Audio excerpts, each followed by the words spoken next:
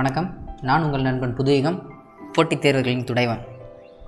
Yearly uprising against British rule. British விதிகளுக்கு, British ஆட்சிக்கு எதிரான ஆரம்ப கால எழுச்சி, இந்திய அளவில் நடந்த எழுச்சி என்னங்கிறத நம்ம பார்க்கலாம். சரி, 15th செஞ்சுரியில் யூரோப், அதாவது யூரோப் இங்கே இருக்குது அப்படின்னா இந்திய தேசம் அப்படிங்கிறது இங்கே இருக்குது. இப்போது நார்த், சவுத், ஈஸ்ட், வெஸ்ட், இந்த ஈஸ்ட் டைரக்ஷனில் இந்த யூரோப் அப்படிங்கிறது டுவர்ட்ஸ் ஈஸ்ட் பாலிசி. யூரோப்பில் இருக்கவங்களோட கொள்கை என்ன அப்படின்னா கிழக்கு நோக்கி நகரும் கொள்கை அப்படிங்கிறது. அந்த டுவர்ட்ஸ் ஈஸ்ட் பாலிசி மூலமாக இந்தியாவை ரீச் பண்ணியிருந்தாங்க. இந்தியாவுக்கு வந்தது அப்படிங்கிறது போர்ச்சுகீஸ் வந்திருந்தாங்க, டச்சு, பிரிட்டிஷ், டேனிஷ், ஃப்ரெஞ்சு, இப்படின்னு ஒரு 5 நாடுகள் இந்தியாவை நோக்கி படையெடுத்துல வணிக நோக்கத்தில் வந்திருந்தாங்க. அப்புறம் கொஞ்ச நாளில் வணிகம் பண்ண தான் இந்த டச்சு, போர்ச்சுகீஸ், டேனிஷ் இவங்கெல்லாம் பெரிய அளவில் இன்வால்வ் ஆகலை. ஏன்னா காலப்போக்கில் அவங்களோட ஆட்சிகள்லாம் கொஞ்சம் கொஞ்சமாக அவங்களோட டெரிட்டரி அப்படிங்கிறது குறைய ஆரம்பிச்சிது. முக்கியமான 2 நாடுகள் பிரிட்டிஷ், ஃப்ரெஞ்சு, இவங்க 2 பேர்த்துக்கு தான் பிரச்சனை பெருசாக இருந்தது. இவங்க 2 பேரோட எண்ணமே என்னவாக இருந்தது அப்படின்னா இந்த ஒட்டுமொத்த இந்தியாவையும் ரூல் பண்ணுறதுக்கான எண்ணம் தான் இவங்களுக்கு இருந்தது. அப்போ இந்த 2 நாடுகள் தான் பயங்கரமான வணிகத்தில் ஈடுபடணும்னு முயற்சி பண்ணாங்க, இந்தியாவை கண்ட்ரோல் பண்ணணும்னு நினச்சாங்க. அப்போது முயற்சி பண்ணும்போது தான், இப்போ எக்ஸாம்பிளுக்கு நம்ம வீடு இது, சரியா, இது இந்தியா. பிரிட்டிஷ், ஃப்ரெஞ்சு இவங்க 2 பேரும் சண்டை போட்டுட்ருக்காங்க. இவங்க 2 பேருக்குள்ளே சண்டை போட்டுட்டு இருக்கிறதுனால இந்த இந்தியாவை ரூல் பண்ணுறதுக்கு வாய்ப்பு கிடைக்குமானா இல்லை. அப்போ என்ன பண்ணணும், இவங்க 2 பேர்த்தில் யாராவது ஒரு ஆள் பெரிய ஆளுன்னு ப்ரூவ் பண்ணிவிட்டு ஒன்று இந்தியாவை டைரெக்டாக அட்டாக் பண்ணணும். இது ஃபர்ஸ்ட் ஆப்ஷன். செகண்ட் ஆப்ஷன் என்ன அப்படின்னா இங்கே இந்தியாவில் இருக்க கிங்கோட ஃப்ரெண்ட்ஷிப் வச்சுட்டு அவங்களுக்கு துரோகம் பண்ணணும். இந்த 2 வழி தான் இருக்குது. இப்போ நம்ம ஆட்கள் மெஜாரிட்டி இவங்க 2 பேரும் பிரிட்டிஷும் ஃப்ரெஞ்சு என்ன முடிவு பண்ணாங்க அப்படின்னா அந்த துரோகம் பண்ணுறதுக்குள்ளே அதை தான் ஈஸியாக ஃபாலோ பண்ணியிருந்தாங்க. சரி, இப்போது அவங்களுக்கு கால சூழ்நிலையும் அவங்களுக்கு ஏற்ற மாதிரி இருந்தது. அதுக்கு சில போர்கள்லாம் நடந்தது. அந்த போரோட முடிவுகள் எல்லாமே இவங்களுக்கு சாதகமாக தான் அமைஞ்சுது. இப்போ அதில் முதலாவது நம்ம பார்க்க போகிற போர் என்ன அப்படின்னா பிளாசிக் போர் அப்படிங்கிறது, பேட்டில் ஆஃப் பிளாசி 1757 நடந்தது. சரி, இந்த போர் எதுக்காக அப்படின்னா ஆங்கிலேயர், அதாவது யார் மிகப்பெரிய பவர் அப்படிங்கிறத எஸ்டாப்ளிஷ் பண்ணுறதுக்கான போர் தான் இப்போ நடக்கிறது எல்லாமே. அலிவர்தி கான் அப்படிங்கிற ஒரு கிங், பெங்காலோட கிங், அவர் இறந்ததுக்கப்புறம் அவரோட கிராண்ட்சன் சிராஜுத்தௌலா அந்த பதவிக்கு வரார். இவர் வந்ததை பயன்படுத்தி இங்கே இருந்த ஆங்கிலேயர்கள், இதெல்லாம் எப்போது 1757 சமயத்தில் பிரிட்டிஷ் வந்தது. British East Indian company establish பண்ணது 1600. அப்புறம் 1608-9 பிரிட்டிஷ் ஈஸ்ட் இந்தியன் கம்பெனி நம்ம இந்தியாவுக்குள்ளே வந்துருச்சு. வந்ததுக்கப்புறம் அவங்களோட ட்ரேட் நடந்துகிட்ருக்கு. இப்போ 1757 காலகட்டத்தில் சிராஜுத்தௌலா அப்படிங்கிற ஒரு கிங் ரூல் பண்ணிகிட்ருக்காரு. இப்போ இவங்ககிட்டலாம் பெர்மிஷன் கேட்டு தான் பிரிட்டிஷ் வந்து ட்ரேட் பண்ணணும். ஆனால் என்ன ஆகிடுச்சு அப்படின்னா காலப்போக்கில் அவங்கள்ட்ட பெர்மிஷன் இல்லாமலே நிறையா விஷயங்களை பண்ண ஆரம்பிக்கிறாங்க பிரிட்டிஷ். இது எல்லாம் தான் சிராஜுத்தௌலா அப்படிங்கிற கிங்குக்கு ஆத்திரத்தை தூண்டுது. அப்போ அவர் போருக்கு ரெடி ஆகிறாரு. சரியா, அதுதான் பிளாசிக் போர் அப்படிங்கிறது. சரி, இந்த மாதிரி அவங்களுக்கு நிறையா தேவையில்லாத விஷயங்கள்லாம் பண்ணுறாங்க. தேவையில்லாத விஷயம்லாம் அப்படி என்ன அப்படின்னா சரியான டேக்ஸ் பே பண்ணுறது இல்லை. டேக்ஸ் அப்படிங்கிறது சரியாக பே பண்ணுறது இல்லை, ஒன்று. ரெண்டாவது, இந்த சிராஜுத்தௌலாவோட பொலிட்டிக்கல் எனிமி, அவர் பேர் கிருஷ்ணதாஸ். அந்த கிருஷ்ணதாஸ்க்கு அடைக்கலம் கொடுக்குறாங்க. யார், நம்ம பிரிட்டிஷ் அடைக்கலம் கொடுக்குறாங்க. சிராஜுத்தௌலாவோட பொலிட்டிக்கல் எனிமி தான் கிருஷ்ணதாஸ், அவருக்கு அடைக்கலம் கொடுக்குறாங்க. இந்த மாதிரி அவங்களுக்கு கொடுக்கப்பட்ட உரிமையை தவறுதலாகவே பயன்படுத்திட்டு இருக்காங்க பிரிட்டிஷ். நம்ம சிராஜுத்தௌலா கொடுத்த ரைட்ஸ் எல்லாத்தையுமே மிஸ்யூஸ் பண்ணுறாங்க பிரிட்டிஷ். அப்போ இதுக்கு மேலே வேறு வழியே இல்லை, அவங்களுக்கு ஒரு நல்ல பாடம் புகட்டினா தான் அவங்களுக்கு புரியும் அப்படின்றதுக்காக இவர் என்ன பண்ணுறாரு அப்படின்னா 1756 இந்த வில்லியம் ஃபோர்ட் இருக்கு இல்லையா, வில்லியம் கோட்டை, இந்த வில்லியம் கோட்டையுமே சிராஜுத்தௌலாவோட பெர்மிஷன் இல்லாமலே கட்டியிருப்பாங்க பிரிட்டிஷ்.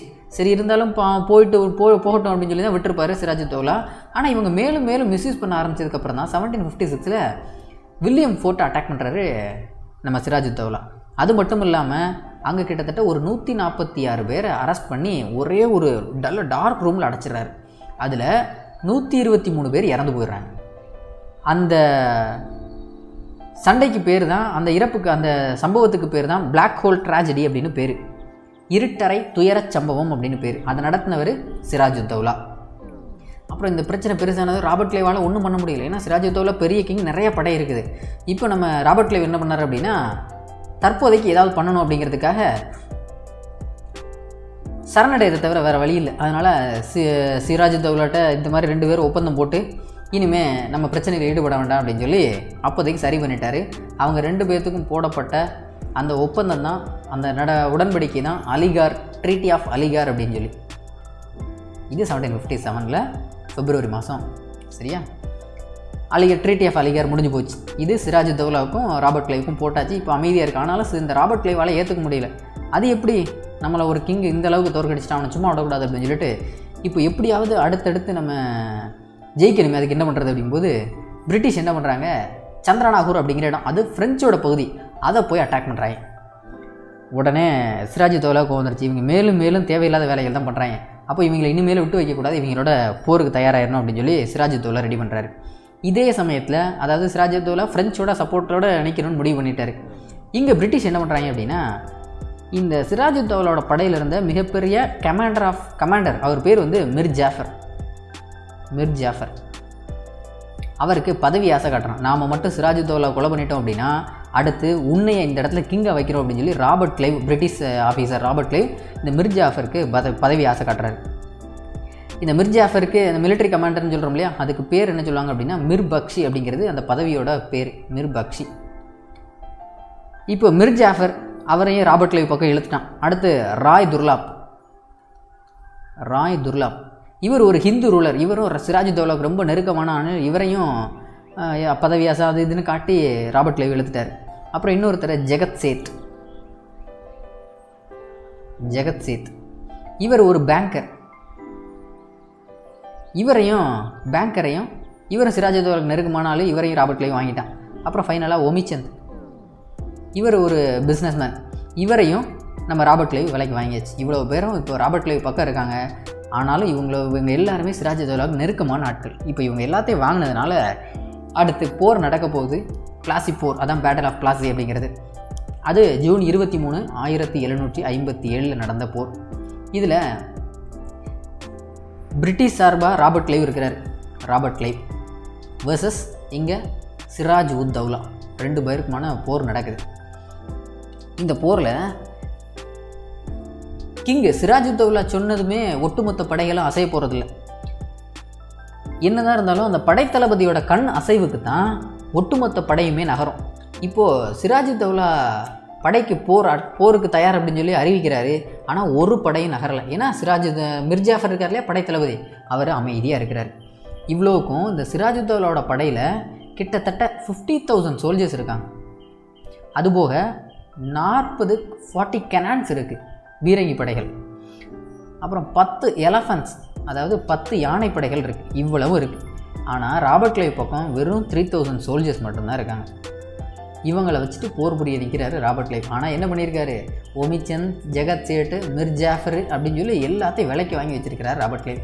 இப்போ போர் ஆரம்பிக்குது. ஆனால் சிராஜுத்தௌலா சைட்லேருந்து மிர் ஜாஃபர் அசைவு கொடுக்கவே இல்லை. ராபர்ட் கிளைவோட டீம் வருது. இந்த சிராஜுத்தௌலாவை மொத்தமாக கொலை பண்ணிடுறாங்க. இந்த சிராஜுத்தௌலாவை கொலை பண்ணுறது யார் அப்படின்னா, இவரோட படைத்தளபதி மிர் ஜாஃபர் இருக்கார் இல்லையா, அவரோட பையன்தான் மிரான் அப்படிங்கிறவர். அவர் தான் இந்த சிராஜுத்தௌலாவை கொலை பண்ணிடுறாரு. இவ்வளோ பெரிய மன்னரை ரொம்பவும் ஈஸியான வழியில் கிட்டத்தட்ட 11 மணி நேரம் நடந்த சண்டை தான் இதில் சிராஜுத்தௌலாவை இறந்து போயிட்டார். இதுக்கப்புறம் தான் அடுத்த கிங் அப்படிங்கிறவர் யார், இனி மிர் ஜாஃபர் தான் கிங். அவர் தான் படைத்தளபதியாக இருந்ததுலேயே அவர்கிட்ட ஆசை காட்டியிருந்தாங்க. இனி அவர் தான் கிங்கு. இவ்வளோ பெரிய சாம்ராஜ்யத்தை ஆட்சி செய்த சிராஜுத்தௌலோட ஆட்சி இதோடு முடிஞ்சு போயிடுச்சு. அடுத்து மிர் ஜாஃபர் தான் கிங்கை ஆட்சி அளித்து அடுத்த ஆட்சியை தொடங்குறாங்க நம்ம பிரிட்டிஷ்க்கு இப்போ கொஞ்சம் ஃப்ரீ ஆகிடுச்சு. இவர் ஒரு ஆள் தான் எதிர்த்துட்டு இருந்தார், அவரையும் இனிமேல் காலி பண்ணியாச்சு. அடுத்து என்ன, இந்த மிர் ஜாஃபர் நாம் சொல்கிறத கேட்க போகிறார். அவர் ஒரு பப்பட் மாதிரி, பொம்மை மாதிரி, கைப்பாவை மாதிரி அவரை வச்சு ரூல் பண்ணணும்னு நினைக்கிறாங்க. அப்புறம் கொஞ்ச நாள் ஆச்சு. இந்த மிர் ஜாஃபருக்கும் சில ஆசை வருது. என்ன அப்படின்னா, நாமளே சுதந்திரமாக ஆட்சி பண்ணுறதுக்கு தான் நாம் எதிர்பார்த்தோம். ஆனால் பிரிட்டிஷ் மேலும் மேலும் நம்மக்கிட்டையும் அதே மாதிரி பிரச்சனை பண்ணுறாங்களே அப்படின்னு சொல்லிட்டு இவர் என்ன பண்ணுறாரு அப்படின்னா, நம்ம மிர் ஜாஃபர் பிரிட்டிஷ்க்கு எதிராக சில பிரச்சனைகளை கொண்டு வராரு. அதில் இது எப்படி வருது அப்படின்னா, 1759 பேட்டில் ஆஃப் சின்சுரா அப்படிங்கிற இடத்துல ஒரு போர் நடக்குது. Battle of Chinsura. இந்த போரில் 1759 போரில் பிரிட்டிஷ் வர்சஸ் டச், இப்போ இந்த மிர் ஜாஃபர் என்ன பண்ணுறாரு, நம்ம ஏன் பொம்மையாக இருக்கணும், நாம தான் இவ்வளோ பெரிய இடத்துக்கு கிங் இல்லையா, இனி பிரிட்டிஷ் எதிர்ப்போம்னு சொல்லி இந்த டச்சோட நம்ம மிர் ஜாஃபர் சேர்ந்துட்டார். அப்போ பிரிட்டிஷ்க்கு புரியுது இவனும் நமக்கு எதிரியாக தான் மாறிட்டான், அப்போ இவரையும் காலி பண்ணணும் இல்லையா.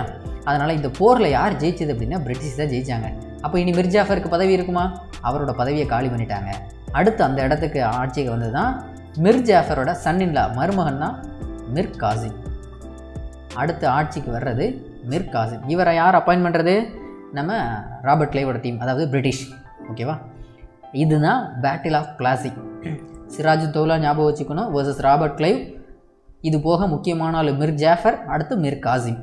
அது போக இடையில இருந்த அந்த ஒமிச்சந்த், ஜகத் சேட், இவங்க எல்லாரும். ஓகேவா, இந்த வெற்றி தான் பிரிட்டிஷ்க்கு அடுத்து ஒரு 200 வருஷம் ஆட்சி பண்ணுறதுக்கான தொடக்கமாக இந்த போர் இருந்தது, பிளாசி போர் அப்படிங்கிறது. ஓகேவா, இதோட பிளாசி போர் முடிஞ்சது. நெக்ஸ்ட்டு பக்சர் போர்.